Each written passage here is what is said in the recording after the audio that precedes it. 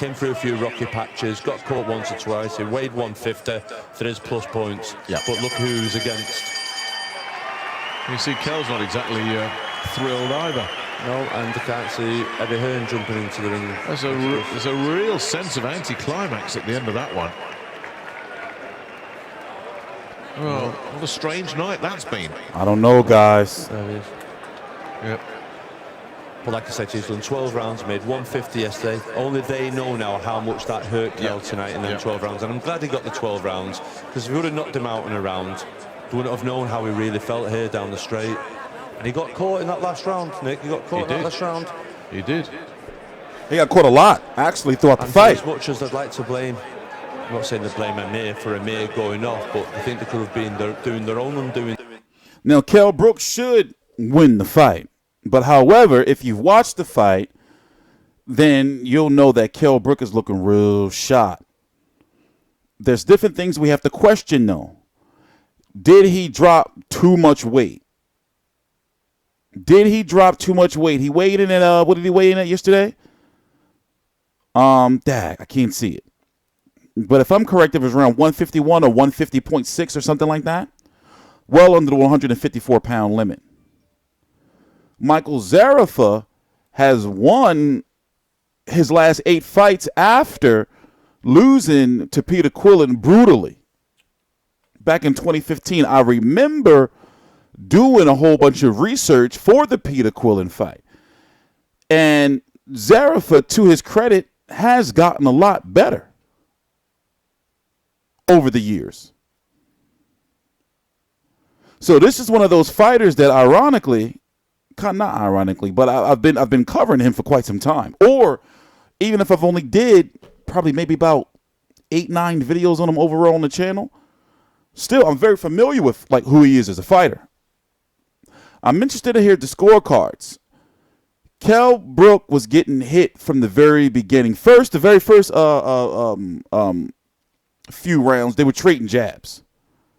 And right there, I was thinking to myself, okay, well, Kell Brook is going out there in demolition mode. You know, he's not really concerned about defense. For example, you fight up to the level of competition, right?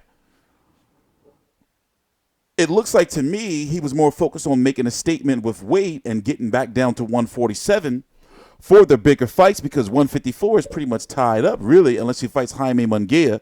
He wants Jarrett Hurd, the winner of this, if it is him, is supposed to be the mandatory for a WBA belt, which won Brian Castellano, which they'll likely pursue. Erislandy Lara is supposed to be fighting him, but if he beats him, let's listen to the cards. 117 to 111. All 3 scores to the winner by unanimous decision.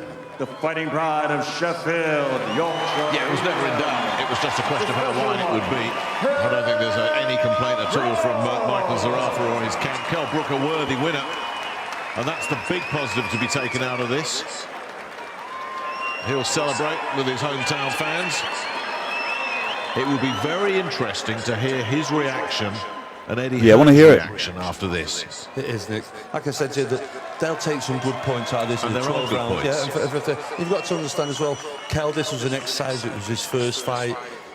I know Amir Khan is going to have some shit to say. I think it's safe to say Amir Khan is going to have some shit to say, because an Amir Khan fight would motivate Kell Brook, in my opinion, to put on a way better performance than he did tonight.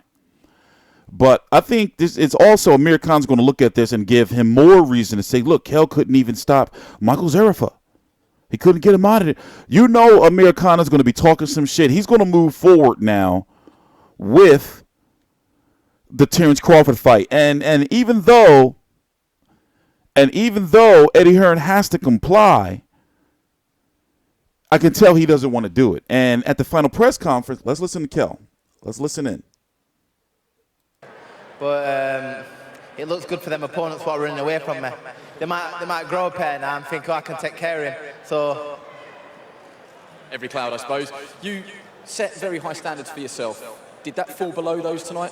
100%, but listen, it's the best training camp I've ever had. I was very happy all the way through. We were doing unbelievable things in training. You know, tonight, I don't know if I was trying too much, I expect too much, and I just were a bit flat tonight. It was just one of them, you know, normally I'm I'm sharp and everything else. Everything's there what I want to do. But I was a bit like a Klitschko tonight. I couldn't let that right angle. I couldn't get into my rhythm. But we all know that I've got it in my arsenal to be special. Let's have a quick word with Eddie Hearn about the future. Eddie, Kell just said the opponents might fancy it now. Is that realistic? Well, I think if I was Amir Khan now, I'd be on the phone to take this fight. Kell knows that was below par. He's had a long time out of the ring. But, you know, every time they fight, one becomes the favourite and then one becomes the underdog. After Khan boxed Vargas, Kell will become a favourite. If you check with the bookmakers tonight, Khan will become a favourite. So, look, he's going to make his own decisions. We can't just wait on that. He's got a future. That was a big win tonight. He's now mandatory to Hurd if he wants to stay at 154 pounds. He knows he's got to be a lot better than that. And he will Confirmed now. He will be. It was the first fight under John Fuchs. You know, there was a lot of expectations tonight. It looked like he might get him out in the first round. I've seen social media, oh, Kell Brook may be finished. That's the end of Kell Brook. Well, hopefully some people think that way. Because if that's the case, then we'll be getting a big fight very, very soon. So it was just an off night rather than the fact it's gone, it's not there anymore? Absolutely not. Listen, me and Fireball doing unbelievable things. I've learnt a lot in this training camp, and if you would have seen me in training, I've been exceptional. You know, but like, I don't know. You can take the good and the bad with this fight, but listen, we'll come again. I've got the win. At the end of the day, I've got the W. And we all know that I can be special. You know, we're going to go back to the drawing board and just polish up where we're left off. Let's bring John Fuchs in now. John, the first fight for you two together, your assessment of Kell's performance? Yeah, listen, I think people have big expectations of Kell, and he's got big expectations of himself. And all sorts of people thinking he's going to get him out here, he's going to do that. For me, he boxed well, right? He come through 12 rounds, what he hadn't done in a long time, right? And the things we were working on worked, right? What are we talking about? What worked? 100% at his best, but for me, he boxed really well, and I think you should get your chin up, pal. This is his trainer. Don't be worried about it, because for me, he boxed The new really one. well and he did good.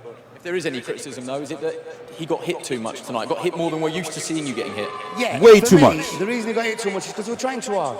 That's all. Listen, fighters do that. When they've got all this expectation on the shoulders, they might try a little bit too hard. That's what he did wrong tonight. Tried a bit too hard, but that's not such a bad thing, is it, sometimes? What about I the gotta cook future? dinner. Who do you want to fight? Who do you think you're going to fight? Listen, I've got the buzz again. I'm reborn. I'm absolutely loving boxing again. 2019, you know, listen, I'm be phoning him up. I'm be back in the gym Monday. I'm back on the road. I'm back training. I'm not letting my weight go mad. I'm going back down to welterweight or light middleweight. Listen, next year, 2019, I'm coming for them big boys. Listen, if I'm gaining one chance, listen, I will go to welterweight. I'll do the rehydration. Listen, we'll do the deal in front of the TV live. It's not my fault the fight's not happening. It's that pussy boy there, Khan. He don't want the fight. Listen, I want the fight. I want to shut him up and I'll move on. For Porter, Spence will want the big fight. I want the big boys. So is it now or never? If he takes the Terence Crawford fight, is it never? It's now or never. Listen, now or never. He's got one last fight with Eddie, and I believe. You know, listen, it was supposed to be me and him now, the big one, and he's running up again. Listen, I'm here, I'm ready, I'm fit, I'm back in the gym, I'm hungry, I'm reborn, I'm ready to take the world on. Okay, let's have a quick word with Michael Zerafa. There was some colourful language in there, so apologies for anyone at home that was offended. Michael, outside of your fought a good-ass fight. With absolutely no disrespect, a lot of people thought you would come here and you wouldn't go the distance. You haven't been victorious, but you have gone the distance. Is that a moral victory for yourself? Yeah, look, firstly I want to just thank everyone who came out and supported me. Also Eddie Hearn, who gave me the opportunity. He fought a good-ass fight. Absolute legend, mate. You know, he's a champion in and out of the ring. You know, I've been following his career since I was a little kid, so it was an absolute honour to fight him and his team. You know, like I said, to go 12 rounds with one of the best in the world, not many do it. So I take it on the chin. It was a win for us and the team, and we're going to be back bigger and stronger. Thanks for waiting around and speaking to us. Best of luck, all. Safe journey home.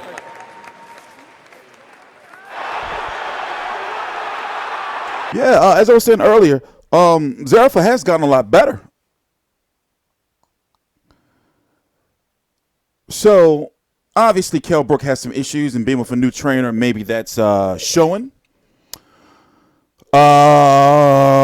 Jared Swift Hurd would destroy him, in my opinion. You know, Jared Swift Hurd is going to take a fight in April or so, March or April, he was saying, likely April or so, a hometown fight.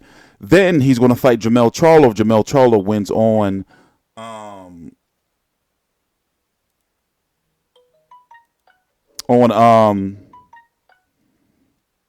December the 22nd against Tony Harrison. Jaime Munguia is, that fight can be made because they're both on the zone with Golden Boy being over there too. But they don't bring up his name. I know they don't. I don't think they want that fight. They seem to be targeting Jarrett Swift Hurd though. And in my opinion, I think that if he doesn't get Amir Khan, he needs to stay his ass at 154 pounds. But 147, he's pretty much frozen out because of the Al Haymon fighters. He can't get those fights.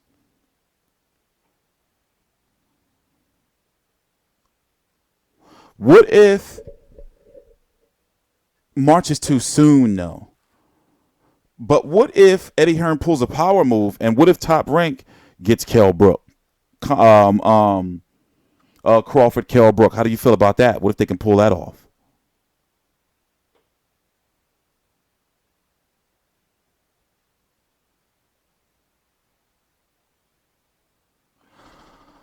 It's complex, man, but you know, Amir Khan's looking a little suspect. I can't wait to see what he has to say because you know he's going to use this all against Kell. Like, look, this is why I'm not fighting him. It's weird. However, bring on Khan versus, Crawford versus Khan. I always like to see some type of new, inventive way Amir Khan's probably going to get knocked out. It's probably going to be biblical what Terrence Crawford going to do to him. And he could probably be winning on the cards and doing real good and then get his ass knocked out. So I'm going to be looking forward to those highlights. However, will they do it Top Rank on ESPN pay-per-view? And if so, how much? I'm TstreeT Controversy. This is TstreeT Controversy Live. Please subscribe.